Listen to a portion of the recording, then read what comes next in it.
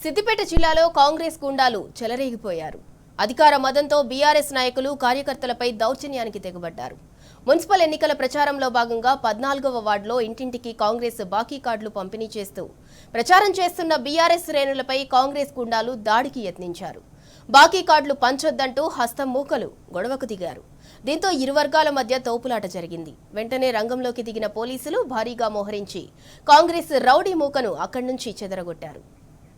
ఇక ఇదే అంశానికి సంబంధించి మరింత సమాచారం మా ప్రతినిధి రంగాచారి అందిస్తారు. Rangachari, good evening Sindhura. ముఖ్యంగా సిద్దిపేట జిల్లాలో కాంగ్రెస్ పార్టీకి సంబంధించిన నాయకుల కార్యకర్తల దౌర్జన్య కాండ అనేది కంటిన్యూ అవుతున్న పరిస్థితి కనిపిస్తూ ఉన్నది. ముఖ్యంగా ఈ రోజు సిద్దిపేట పట్టణంలోని 14వ వార్డులో బీఆర్ఎస్ పార్టీ బాకీ కార్డుల పంపిణీ కార్యక్రమానికి పిలుపునిచ్చింది. ముఖ్యంగా సిద్దిపేటలో ఎలక్షన్స్ లేకపోయినప్పటికీ కూడా రాబోయే మరో 3-4 నెలల్లో ఎలక్షన్స్ జరగబోతూ ఉన్నాయి. ఈ నేపథ్యంలో అయితే ప్రతి గ్రామంలో ప్రతి వార్డులో కూడా ప్రజలకు కాంగ్రెస్ ఇచ్చినటువంటి హామీలను 6 గ్యారెంటీలకు సంబంధించిన హామీలను అమలు చేసే దిశగా ఒత్తిడి చేయాలనే ఒక లక్ష్యంతో బీఆర్ఎస్ పార్టీ ప్రచార కార్యక్రమానికి శ్రీకారం చుట్టింది. నిన్న సిద్దిపేట పట్టణంలోని 7వ వార్డులో ఈ కార్యక్రమం చేసినటువంటి బీఆర్ఎస్ పార్టీ ఈ రోజు సిద్దిపేట పట్టణంలోని 14వ వార్డులో ఈ కార్యక్రమాన్ని చేపడుతుంది. మాజీ మంత్రి హరీష్ రావు ఆదేశాల మేరకు ఇంటింటికి కూడా బాకీ కార్డులను తీసుకువెళ్లే కార్యక్రమాన్ని బీఆర్ఎస్ పార్టీ చేపట్టింది.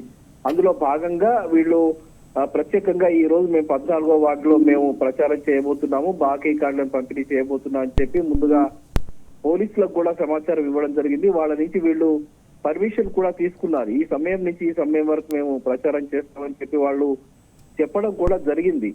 అయితే ఈ రోజు అనుకోకుండా అప్పటికప్పుడు కాంగ్రెస్ పార్టీకి సంబంధించిన నాయకులు ఈ కార్యక్రమాన్ని భగ్నం చేయాలి, బాకీ కార్డులను పంపిణీ చేయకుండా ఆపాలి, ప్రజల్లో తమకు వస్తున్నటువంటి ఈ వ్యతిరేకతను అడ్డుకోవాలనే ఒక లక్ష్యంతో బీఆర్ఎస్ పార్టీకి సంబంధించిన నాయకుల్ని అడ్డుకోవడానికి ఈ కాంగ్రెస్ పార్టీ స్థానికంగా ఉండేటువంటి 14వ వార్డులో ఉండేటువంటి కాంగ్రెస్ పార్టీ నాయకులంతా కూడా ఒక మూకగా తయారైపోయి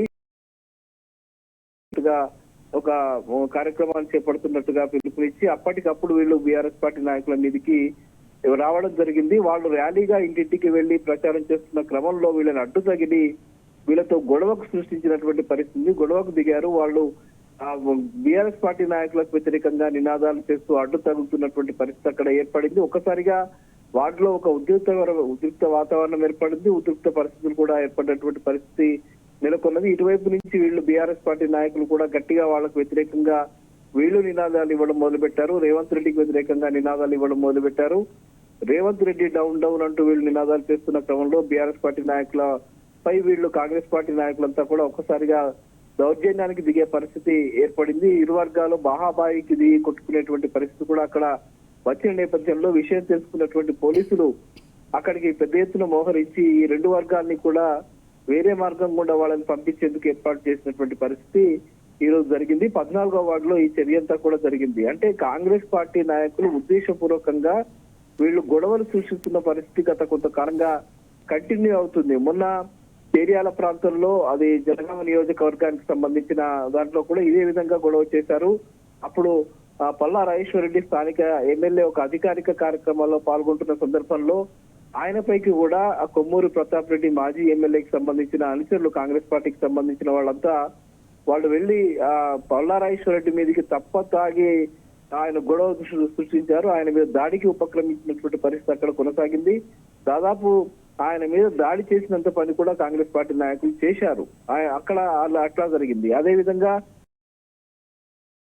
దుబ్బాకలో కూడా ఇదే పరిస్థితి కొనసాగింది. దుబ్బాకలో ఎమ్మెల్యే కొత్త ప్రభాకర్ రెడ్డి మున్సిపల్ ఎన్నికల ప్రచారంలో ఉన్న సందర్భంలో కావచ్చు, అటు 26 జనవరి సందర్భంగా జెండా ఆవిష్కరణ చేస్తున్న సందర్భంలో కావచ్చు, అక్కడికి కాంగ్రెస్ పార్టీ నాయకులు కార్యకర్తలు ఉద్దేశపూర్వకంగా అక్కడికి వెళ్లి ఆ కార్యక్రమాన్ని డిస్టర్బ్ చేసి ఏదో ఒక గొడవ సృష్టించడము, బీఆర్ఎస్ పార్టీ నాయకులను కార్యకర్తలను రెచ్చగొట్టడము, వాళ్ళకు వ్యతిరేకంగా నినాదాలు చేస్తూ కార్యకర్తలను రెచ్చగొట్టడం ద్వారా వాళ్ళతో గొడవను పడడము, గొడవ పడిన తర్వాత తమపై గొడవ చేశారని చెప్పి వాళ్ళు అక్రమ కేసులు అక్రమ ఫిర్యాదులు చేసి పోలీస్ స్టేషన్స్ లో వాటి ద్వారా బీఆర్ఎస్ పార్టీ నాయకులందరినీ కూడా పోలీస్ స్టేషన్లకు పంపించి కేసులు నమోదు చేసే ఒక ప్రక్రియ ఉద్దేశపూర్వకంగా కుట్రపూరితంగా జరుగుతున్నట్టుగా చాలా స్పష్టంగా బీఆర్ఎస్ పార్టీ నాయకులు ఆరోపిస్తున్నారు. అదే జరుగుతుంది కూడా. ఎందుకంటే బీఆర్ఎస్ పార్టీ నాయకులు యాక్టివ్ గా కనుక మున్సిపల్ ఎన్నికల్లో పనిచేస్తే వాళ్లకు స్థానాలు గెలిచేటువంటి పరిస్థితి ఎట్టి పరిస్థితిలో ఉండదు కాబట్టి ముందుగా బీఆర్ఎస్ పార్టీకి సంబంధించిన నాయకుల్ని కార్యకర్తల్ని అక్రమ కేసులు నమోదు చేయించి వాళ్ళను పోలీస్ స్టేషన్లకు పంపించి రిమాండ్కి పంపిస్తే ఈ వారం 10 రోజులు వాళ్ళను పని చేయకుండా ఆపగలిగితే తమ పని తాము చేసుకుపోవచ్చు అనే ఒక భావన కాంగ్రెస్ పార్టీలో నెలకొన్నది. వాళ్ళ అగ్రనాయకత్వం కూడా ఆ దిశగానే వాళ్లకు డైరెక్షన్స్ ఇచ్చినట్టుగా తెలుస్తూ ఉంది. బీఆర్ఎస్ పార్టీకి సంబంధించిన నాయకులు ఎన్నికల్లో ప్రచారం చేయకుండా అడ్డుకోవాలంటే మనం అక్కడికి వెళ్ళాలి, వాళ్ళను దౌర్జన్యపూరితంగా ఏదో ఒక సమస్య సృష్టించి వాళ్ళ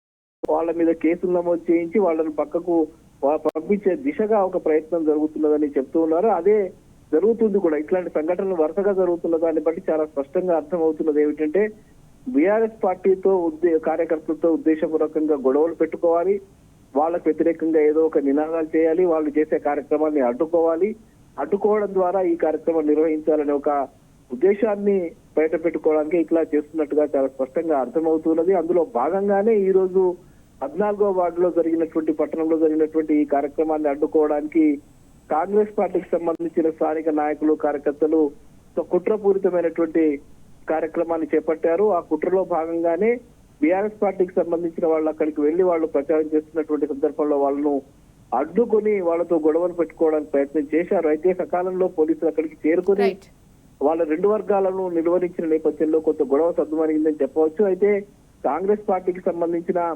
నాయకులు మాత్రం ప్రతి చోట గొడవలు చేయడానికి మాత్రం ఒక కుట్రపూరితంగా వ్యవహరిస్తున్నారనేది చాలా స్పష్టంగా అర్థమవుతున్నది. దీన్ని అడ్డుకోవాలని చెప్పి బీఆర్ఎస్ పార్టీ నాయకులు ప్రయత్నాలు చేస్తున్న పరిస్థితి కనిపిస్తూ ఉన్నది. Right, thank you Rangachari.